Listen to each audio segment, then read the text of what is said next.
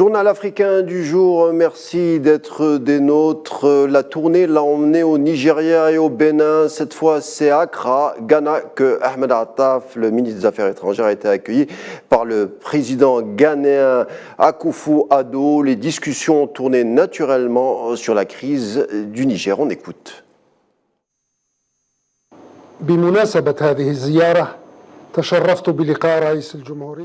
À l'occasion de cette visite, j'ai eu l'honneur de rencontrer le président de la République Nana Akufo-Addo, auquel j'ai exprimé les salutations de son frère, le président Abdelmajid Tebboune.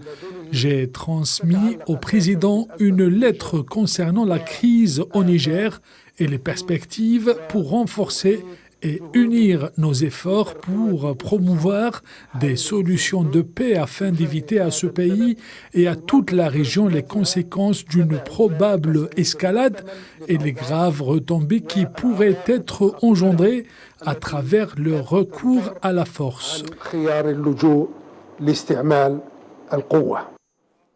Et puis la solution pacifique au Niger, toujours en exergue au sein de la CEDEAO, à croire Omar Touray, qui a déclaré que l'organisation ne visait en aucune manière une offensive, tout en rajoutant qu'à l'heure d'aujourd'hui, aucun plan n'existait à cet effet. On l'écoute.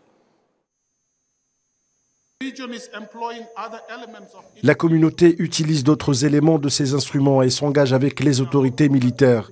Nous espérons que ces efforts diplomatiques produiront le résultat souhaité et rendront inutile le déploiement de la force. Néanmoins, il faut savoir que les préparatifs se poursuivent, et justement pour préparer la force qui sera déployée. Et puis on reste sur le dossier du Niger. Cela fait un mois que les militaires ont renversé le président Bazoum, alors que le CNSP, la CEDEAO, campent sur leur position. La situation au Niger est toujours incertaine, ce qui fait craindre une multiplication des tensions dans la région. Sofiane Barouti. Les tensions continuent de monter un mois après le déclenchement de la crise politique au Niger. Le chef d'état-major de l'armée nigérienne a ordonné la mise en alerte maximale des forces armées en préparation face à une éventuelle opération militaire lancée contre le pays. Dans ce sillage, l'ambassadeur français à Niamey a été déclaré persona non grata par les autorités de transition et dispose de 48 heures pour quitter le territoire. Le ministère des Affaires étrangères français a pour sa part estimé que ce qu'il qualifie, je cite, de putschiste n'avait pas autorité pour effectuer cette demande. Pour leur part, le Mali et le Burkina Faso ont dépêché leur ministre des Affaires étrangères à Niamey, où ils ont été reçus par le président du CNSP, le général Abderrahmane Tiani. Ils ont à cet effet signé un document autorisant les forces armées maliennes et burkinabées à intervenir en territoire nigérien en cas d'agression militaire intentée contre ce pays. Pour rappel, Bamako et Ouagadougou avaient déjà annoncé qu'une intervention militaire de la CEDEAO au Niger serait considérée comme un acte de guerre.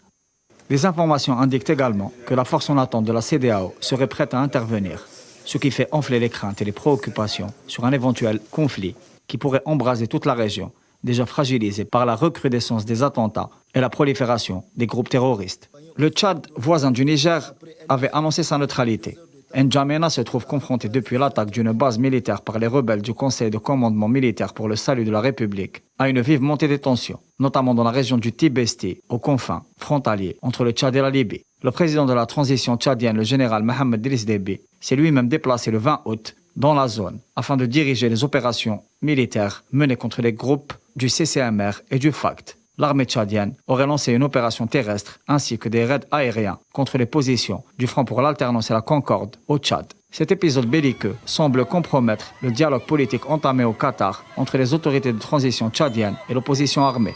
Pour rappel, l'ancien président, le maréchal Idriss Déby Itno, avait lui-même péri dans des affrontements armés dans la région désertique et montagneuse du Tibesti, il y a un peu plus de 2 ans. Dans ce sillage et après le déclenchement des hostilités à la frontière tchadienne, les forces armées, dirigées par le maréchal Haftar, qui contrôle la Cyrénaïque à l'est de la Libye, ont annoncé le lancement d'une opération militaire dans le sud libyen contre des groupes armés étrangers, où des raids aériens ont ciblé des positions militaires. Ahmed El-Mismari, porte-parole de Haftar, a affirmé, je cite, que leurs forces armées ne permettraient plus à des groupes étrangers ou factions armées d'utiliser le territoire libyen pour lancer des attaques contre les pays voisins. Un indice de plus d'une situation explosive qui marque la région en proie à des menaces d'instabilité en claire recrudescence.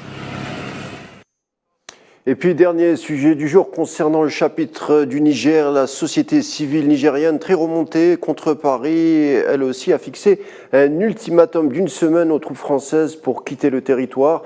Des milliers de manifestants se sont d'ailleurs rassemblés vendredi à Niamey devant la base militaire française pour soutenir le CNSP, exiger le départ de la France. Mohamed Wali Ben Chaban.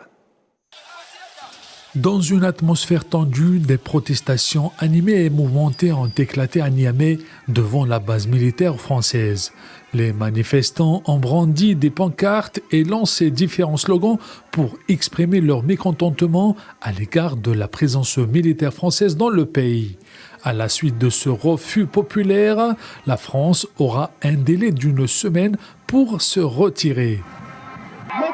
On les accorde jusqu'à la fin du délai dans 10 jours. Le jour où le délai va passer, on va pénétrer jusqu'à leur base.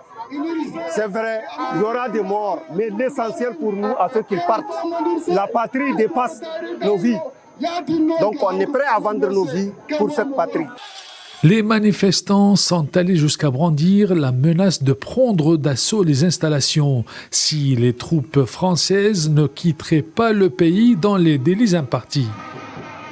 Et cela rentre dans le cadre de la mobilisation générale que nous avons lancée pour demander le départ de ces forces envahisseurs, cette force d'occupation qui est la force française qui est ici à la base aérienne de Niamey. C'est pourquoi nous avons tenu à venir à la porte de cette base pour leur demander de partir de chez nous à partir du 2. Nous n'avons pas besoin de cette force d'occupation. Nous ne voudrions pas les voir sur nos terres. Nous les remercions. Ils n'ont qu'à rentrer chez eux. D'où le but de cette manifestation. Alors que les Nigériens ont posé leurs conditions, la situation reste tendue et incertaine. Les observateurs internationaux surveillent de près les développements tout en espérant la réhabilitation de la voie constitutionnelle pour répondre aux préoccupations de la population.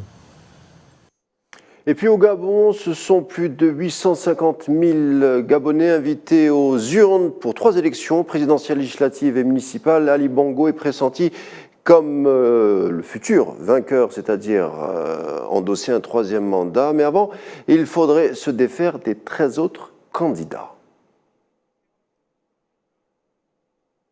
Au Burundi, Évariste Ndayishimiye, qui n'est autre que le président du pays, qui se rend en Chine à l'occasion de la cérémonie d'ouverture de la 31e édition d'été des Jeux mondiaux universitaires, il donne son point de vue sur le niveau de la relation entre la Chine et son pays. On écoute. D'abord, les relations entre la République populaire de Chine et le Burundi sont des relations d'amitié, de fraternité et de solidarité, surtout que ce sont des relations sincères. La Chine, c'est une puissance, comme je viens de le dire, mais ne se comporte pas comme un dictateur, comme un guide, comme un parent, mais se comporte comme un ami qui accepte qu'on aille ensemble. On est encore sous-développé, la Chine est développée, mais il accepte qu'on aille ensemble coude à coude. Donc j'ai eu l'impression que vous avez de très beaux leaders.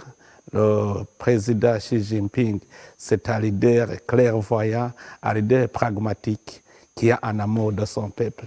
Donc tout cela m'a permis d'avoir l'espoir que nos relations vont continuer, même dans le futur.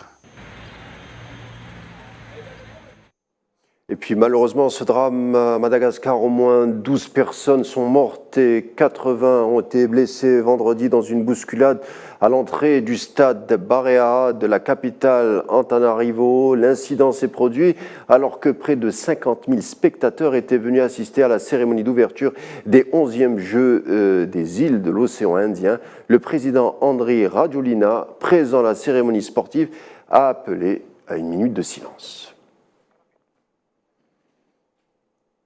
Voilà, ce sera tout pour les informations du continent. Merci d'avoir suivi. Tout de suite la météo et je vous dis à demain.